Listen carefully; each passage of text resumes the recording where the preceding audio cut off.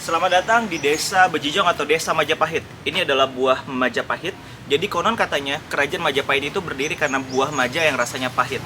Jadi ikutin gue dalam 3 hari ke depan kita akan meneliti peninggalan, reruntuhan, arca, dan berbagai macam manuskrip yang ada di daerah Trowulan yang dikenal sebagai ibu kota Majapahit.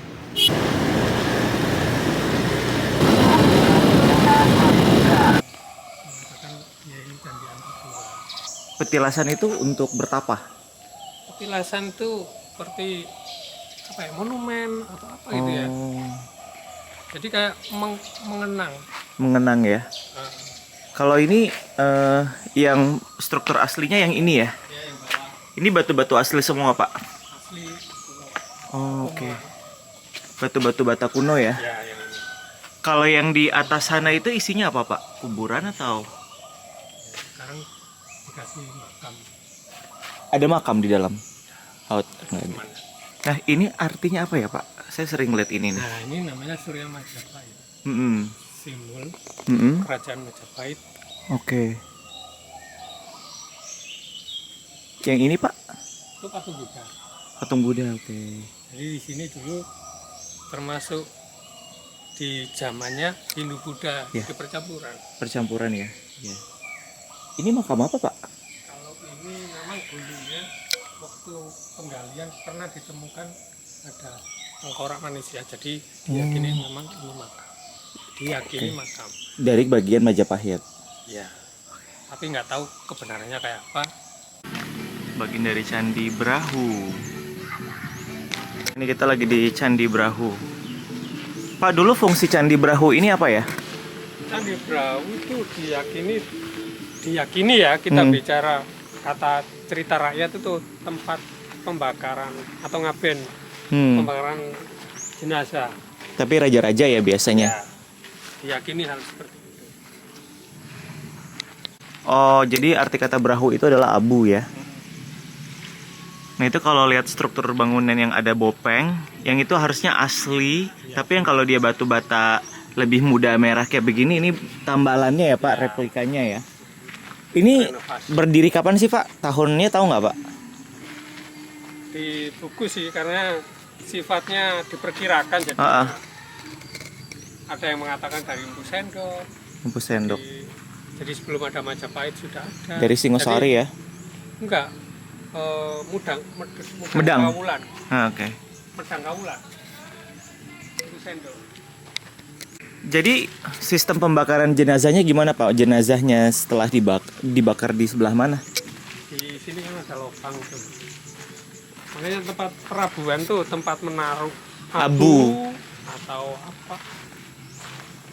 Itu kan ada lubang pintu. Oh, ada lubang pintu di situ. Oke. Walah. Oh, oke. Boleh. Kalau untuk kamu nggak boleh. Itu kalau yang di tengah-tengah atau tempat abunya ada di tengah-tengah dimasukin ke dalam. Tapi udah tidak ada sisa-sisa abu dari raja-raja sebelumnya ya. Batanya ini jenis apa, Pak, kalau yang digunain di zaman kuno? Terakota atau tanah liat. Tanah liat. Kalau orang sini mengatakan terakota. Oh. Jadi fungsi candi ini sebenarnya adalah tempat pemujaan terhadap raja ya. Mengenang sih kayak monumen. Lebih mengenang gitu. monumen. Atau tanda atau seperti apa. Sebenarnya itu secara arkeologinya seperti itu. Jadi setiap candi itu juga selalu dekat dengan mata air. Dikasih mata air. Rata-rata seperti itu. Tujuannya Karena apa air ya? konsumsi atau minum. Kedua adalah bersuci. Ini di masa zamannya Buddha. Jadi ini kategori agama Buddha. Ini kategori candi Buddha ya. Candi Buddha. Oke. Makanya dibikin ada stupa di sini. Jadi kalau berdasarkan keterangan di sini, Candi Brahu ini dipertemukan tahun 1815 oleh pejabat Belanda kala itu, dan ini dibangun ketika era zaman Empu Sindok pada tahun 861 Saka atau 939 Masehi atau abad ke-8. Dan ini konsepnya adalah Candi Buddha.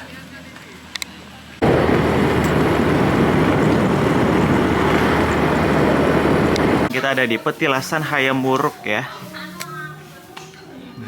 Wah, ini Mungkin nggak lukisan-lukisan yang menggambarkan saat itu ya Pak ya, zaman ketika Hayam Wuruk.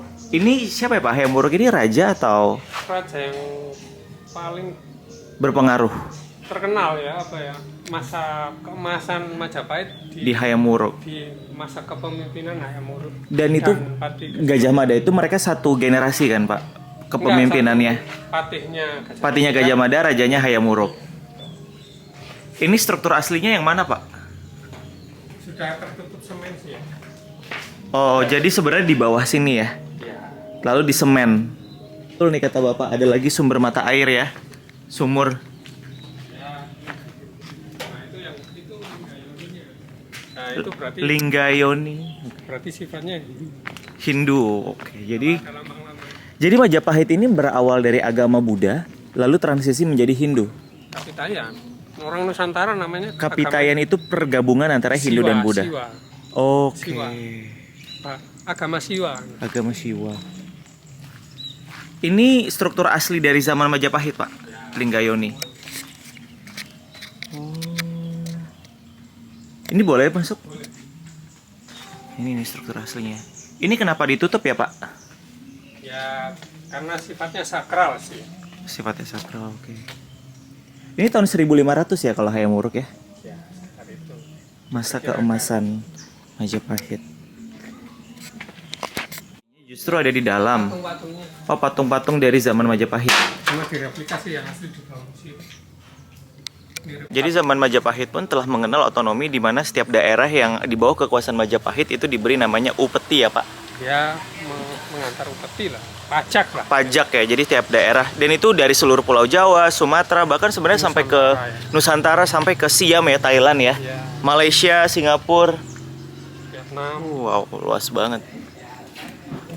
Ini dia sosok yang diyakini sebagai Hayam Wuruk. Dia lahir 1350 sampai 1389. Wah, umurnya umur 39 dia udah meninggal ya. Kita lihat. Kita lagi ada di namanya Bre Kahuripan yang diyakini sebagai tempat petilasan dari Tribuana Tunggadewi atau Ibunda Hayam Wuruk ya Pak. Nah itu ada Linggayoni. Nah Linggayoni yang tadi tuh yang bentuknya kayak lobang itu oh yang atas itu Pak. Yang besar. Nah oh itu sorry itu Linggayoni. Jadi artinya adalah di sini adalah pengaruh dari agama Siwa. Dan kembali lagi ada mata air, artinya ada yang menjaga dan yang ada yang hidup di sekitar area petilasan ini.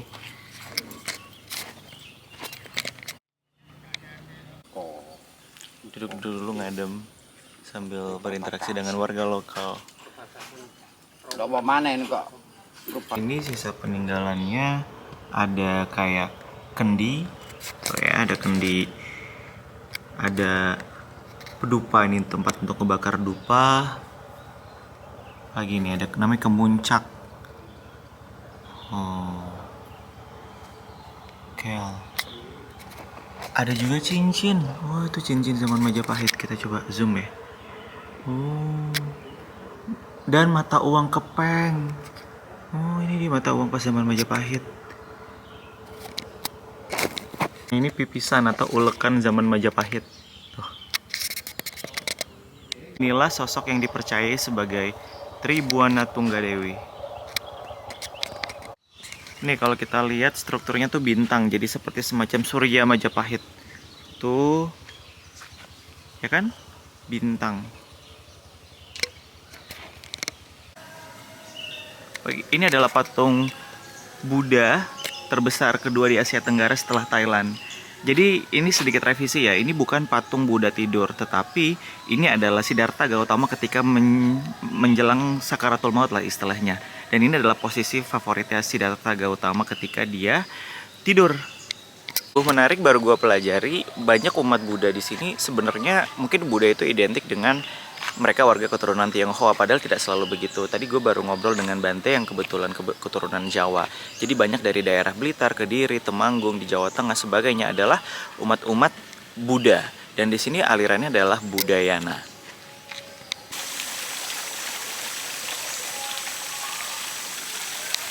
Ini dia Patih Gajah Mada. Ada tulisan mengenai Sumpah Palapa. sini ada replika Candi Borobudur. Ya, ini berikut viharanya. Menariknya adalah ini ada akulturasi dari kebudayaan Majapahit dan Jawa ya. Di dalamnya adalah vihara dan atasnya bentuknya rumah joglo. Oke, kita akan makan makanan khas Trowulan. Wah, luar biasa ya makanannya. Ada kotok, jantung pisang, jamur, pindang. Wah, ini saya suka banget nih rujak. Ada apa tuh? Mangut lele. Ini adalah makanan khas Mojokerto. Ini ada udang, tahu, tempe. Nah, ini kayak ada ikan gabus kecil. Ini namanya sinduan, mungkin kayak daun singkong. Sama ini ada ikan gabus juga. Oh, ini ikan asin apa Pak namanya? Wader. Kali, sungai. Oh, ikan kali justru. Oke, udah. Oke, kita lagi ada di rumah makan makanan khas Mojokerto. Ini ada namanya wader ya. Ini kayak ikan-ikan sungai. Terus pakai sambal nih, kayak tulangnya bisa dimakan nih. Ya. Enak banget. Nah, makanan khas Surabaya nih, Mojokerto. Udang. Ini udang sungai, Pak. Sambal. Nah, terus ada tumis ikan gabus. Kukus ikan gabus. Kita coba ya. Enak-enak, Pak.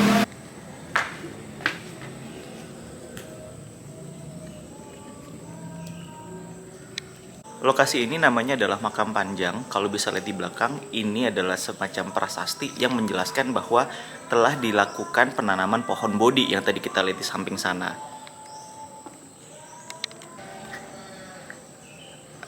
Prasasti. Kalau ini yang tertera tadi di bahasa Sanskerta. Sanskerta.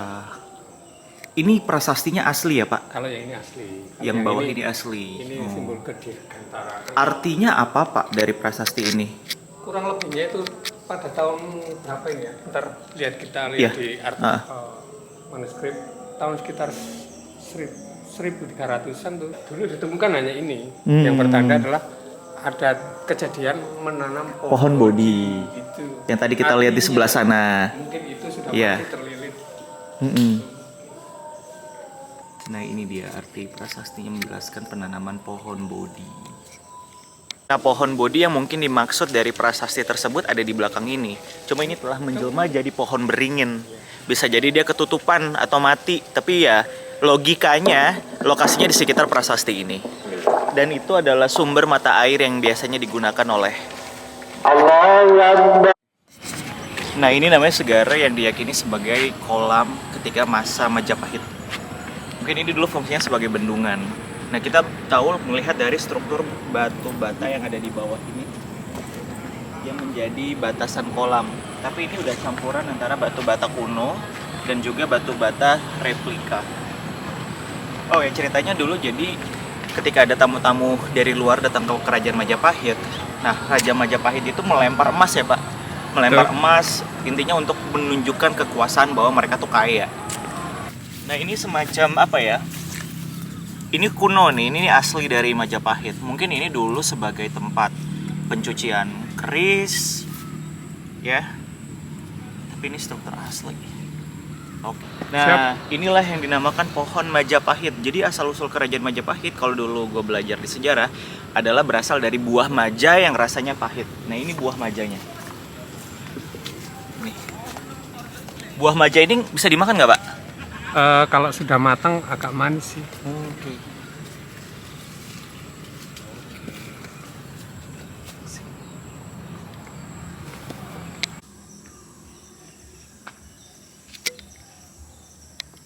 Ya, ini adalah sebagai kayak panggung agung di mana dulu diyakini Raden Wijaya, raja pertama Majapahit, biasa bertapa di area sini. Nah, kalau area aslinya tuh ada di belakang ya. Selain tempat bertapa, ini juga tempat yang diyakini sebagai tempat pengikraran sumpah palapa oleh Pati Gajah Mada yang ingin menyatukan seluruh Nusantara dalam konsep Bhinneka Tunggal Ika. Lokasi aslinya yang paling belakang ya, Pak. Ya. Ini sekarang menjadi makam. Untuk Oh, kunoannya ini. seperti ini. Ini masih Nah ini dia lokasi yang ada di belakang pendopo yang tadi kita lihat di depan. Ini struktur batu asli yang diyakini ini masih besar lagi nih sampai ke bawah. Tempat bertapa dan pengucapan ikrar sumpah palapa.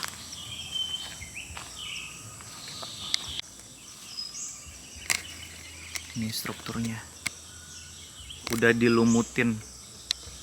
Kita ada di komplek pemakaman Islam di era Majapahit. Jadi menarik. Ternyata ketika masa Majapahit itu sudah ada umat Islam juga, dan mereka hidup berdampingan dengan umat Hindu dan Siwa yang ada di Majapahit. Terbukti dari sini adalah makam-makam Islam mereka yang hidup di zaman Majapahit. Nah, salah satu contohnya adalah ini makam Tumenggung ya. Jadi ini mungkin bisa dibilang bangsawan ketika di zaman Majapahit. Ini makam Tumenggung Satim Singgomoyo.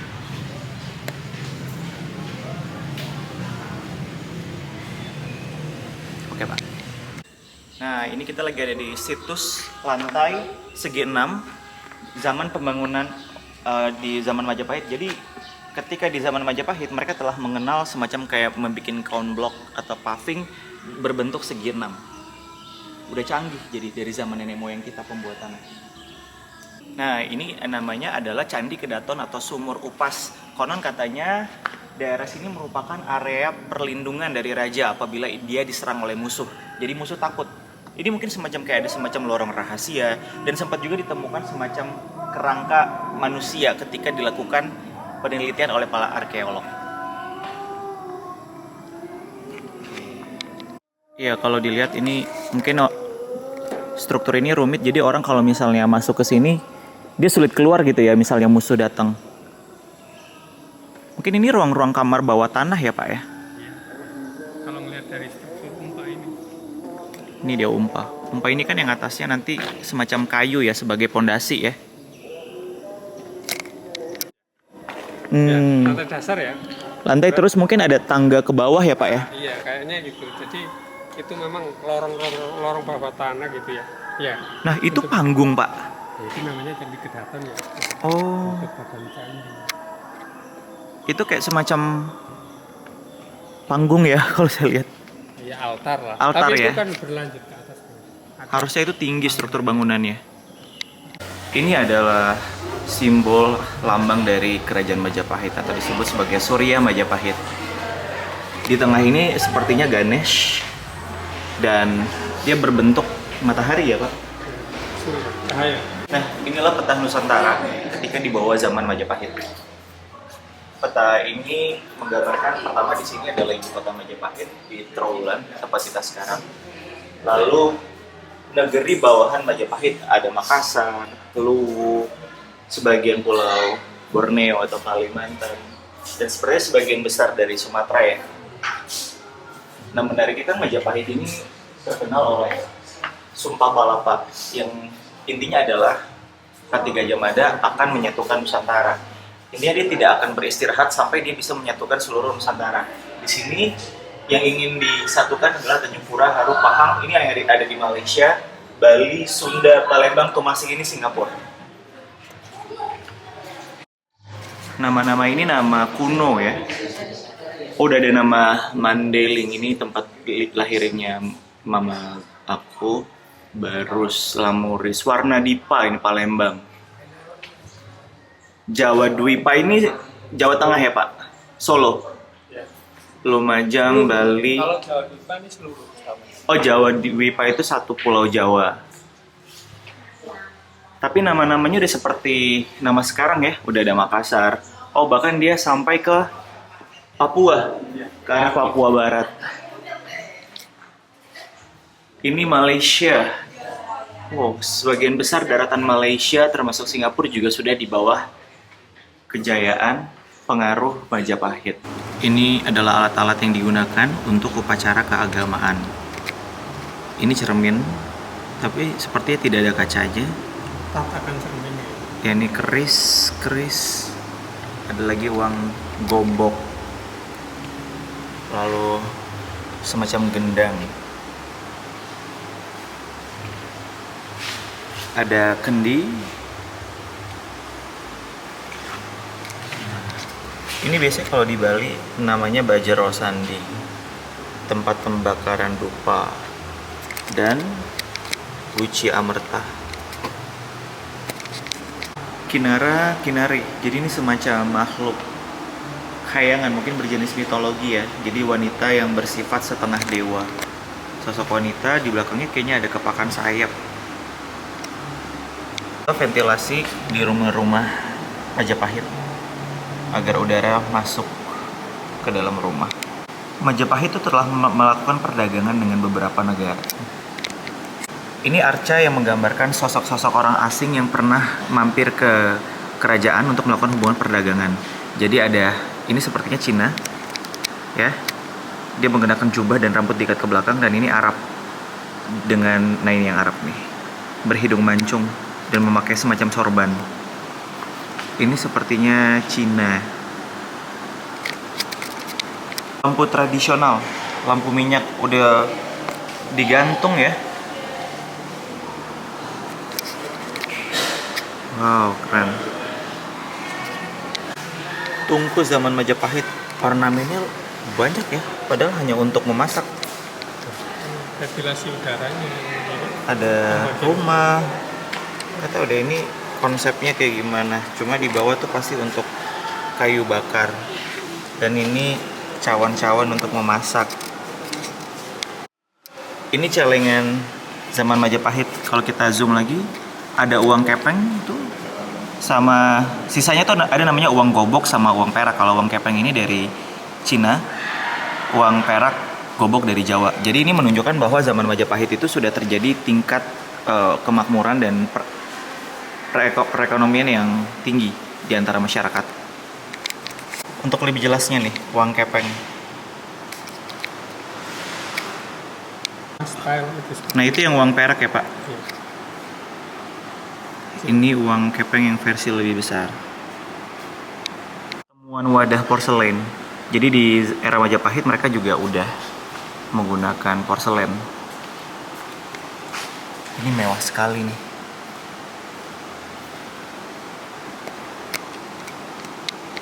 Ini situs yang diyakini sebagai tempat tinggal masyarakat umum di Majapahit. Jadi ada di bawah ini, lantainya itu dari tanah dan batu, ya kan? Itu seperti ada sisa-sisa struktur bangunan, dan biasanya kan bangunan di Majapahit itu atasnya kayu ya. Jadi ada penyangga kayu, tapi bawahnya kayak gini ada batu-batu. Itu ada Guci, sepertinya peninggalan Bak mandi itu. tempat kamar mandi. Kamar mandi itu ada kayak gentong. Kamar mandinya itu kayak ada gentong. Dan kalau kita lihat dari jauh, dia bentuknya memanjang, melebar dari sana ke arah sana. Lalu ini menghadap ke arah barat ya Pak? Iya. Ke arah barat, ke arah utara. Jadi konsep rumah Jawa itu dia sifatnya melebar karena kalau kita masuk ke sananya seperti mewah, luas. Miniatur rumah Majapahit. Seperti yang tadi saya bilang, ini bentuknya dia melebar. Meskipun ukurannya kecil tapi karena melebar jadi kelihatannya dia mewah. Lantainya dari batu-batu. Kayak ini batu kali sama batu bata. Ada anak tangga, dan dulu untuk kunci pintu kayak seperti ini. Coba kita masuk ya. Harusnya bisa lihat ya dari dalam.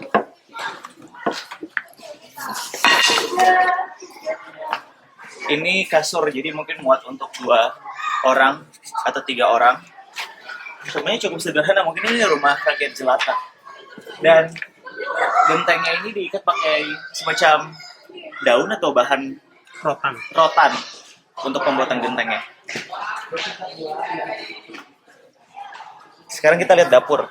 Dapur seperti biasa ditaruh di luar. Harus lihat dari zaman dulu. Oh, ini pondasinya ini batu tanah, batu bata.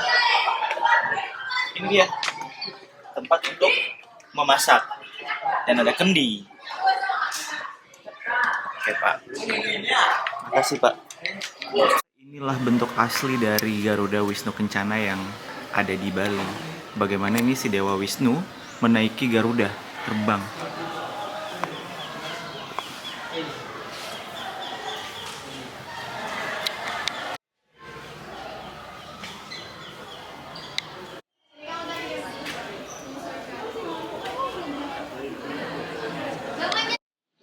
kerajaan Majapahit ini kan bisa dibilang kayak embrio dari runtuhnya kerajaan Singasari. Lalu di tahun 1292 ketika Kertanegara meninggal dari Raja Singasari, Raden Wijaya naik tahta menjadi raja pertama Majapahit di tahun 1293. Runtut terus. Peristiwa penting lainnya adalah di 1336 Patih Gajah Mada diangkat oleh Patih Hamengkubumi dan dia mengucapkan Sumpah Palapa yang tadi saya jelasin. Lalu Gajah Mada ternyata meninggal karena sakit. Hayam Wuruk juga meninggal, raja yang membawa Majapahit ke zaman keemasan. Sampai pada akhirnya Majapahit runtuh di tahun 1518 sampai 1521 karena terjadi pergeseran politik dan juga konflik internal saudara dan juga masuknya pengaruh Islam di Indonesia yang membuat saat itu Nusantara beralih dari kerajaan bercorak Hindu dan Buddha menjadi kerajaan Islam, yaitu kerajaan pertamanya dari Demak yang dipimpin oleh Adipati Yunus. Nah, di belakang dipercayai sebagai pintu belakang. Jadi pintu yang mungkin dulu ini dikelilingi oleh tembok-tembok ya yang membatasi kota Majapahit. Ini didirikan pada sekitar 1328 Masehi.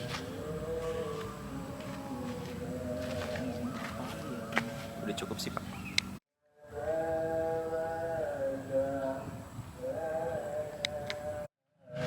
Ada versi lain juga yang mengatakan Candi Bajang itu adalah monumen yang dibangun untuk memperingati anak raja yang meninggal, karena Bajang itu artinya adalah anak.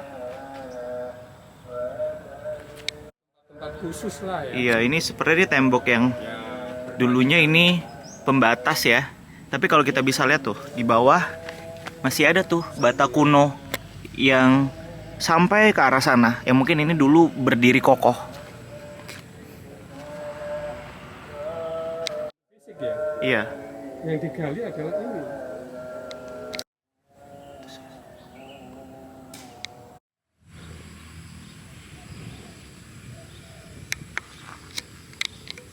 Kolam ini atau petirtaan ini disebut sebagai Candi Tikus. Dibuat sekitar tahun 1200-1300. Dan kalau dari pendapat umum sih bilang ini dulu adalah antara sumber mata air buat masyarakat Trowulan. Tapi ada juga yang mengatakan ini sebagai tempat petirtaan untuk mensucikan diri. Kenapa disebut sebagai Candi Tikus? Karena waktu ditemukan sekitar tahun 1914, area sini banyak ditemukan tikus dan ular. Mungkin karena ini sifatnya kayak semacam kubangan ya, jadi banyak dipenuhi oleh hewan-hewan tersebut. Strukturnya kalau dilihat dari sini sih mostly asli ya, dari bata-bata kunonya. Jadi mungkin tidak ada yang terlalu banyak dilakukan pemugaran ataupun replika. Nah, ada Gunung Arjuna. Dari Gunung Arjuna itu dia menurunkan air, memompa sampai nanti dia timbul dari tengah-tengah ini untuk dia memancarkan air. Oke, Pak. Kayak dibagi dua bilik. Mungkin ini tadinya ini untuk laki-laki, sebelah sana untuk perempuan, di tengah-tengah mungkin untuk masyarakat umum, dan yang di tengah ini kalau di Bali biasanya untuk persembahan ya, untuk mempersembahkan kepada leluhur. Dan itu kan ada yang paling atas ya, mungkin di atas sana tuh banyak semacam apa ya Pak, sesajen ya, Tempat-tempat bunga, sesajen. Cuma yang jelas ini seperti pancuran air nih. Jadi ketika di abad 13 itu bayangan saya adalah ini semua air memancar gitu ya. Masyarakat mandi di tengah.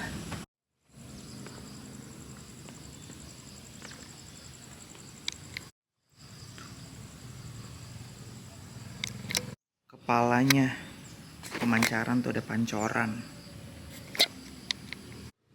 Candi-candi biasanya dia akan menghadap gunung, naik Gunung Arjuna. Bukan, penanggungan. Penanggungan dan Arjuna kan Pak? Ya, cuman biasanya kiblatnya atau Kiblat ya. fokusnya ya. Fokusnya ke Gunung Tumanggung. Penanggungan. Penanggungan. Ini salah satu situs, atau mungkin ini situs yang paling sangat gue suka sekali ya, karena lihat dari arsitekturnya sangat berdiri kokoh dan masih sama dengan bentuk aslinya. Ini disebut sebagai situs Wringin Lawang, yang katanya sih ini dulu tempat masuk area Majapahit. Jadi seperti kayak gapuranya, dan ditemukan kembali pada tahun 1814 saat itu atas perintah dari Raffles, dan itu tertuang di bukunya juga, di buku History of Java. Ini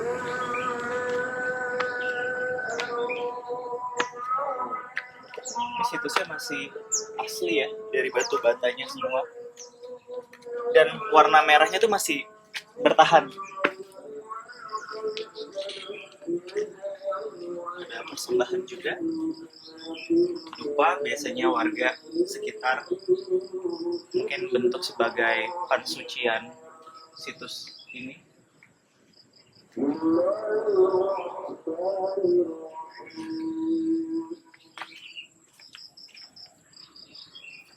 Siapa?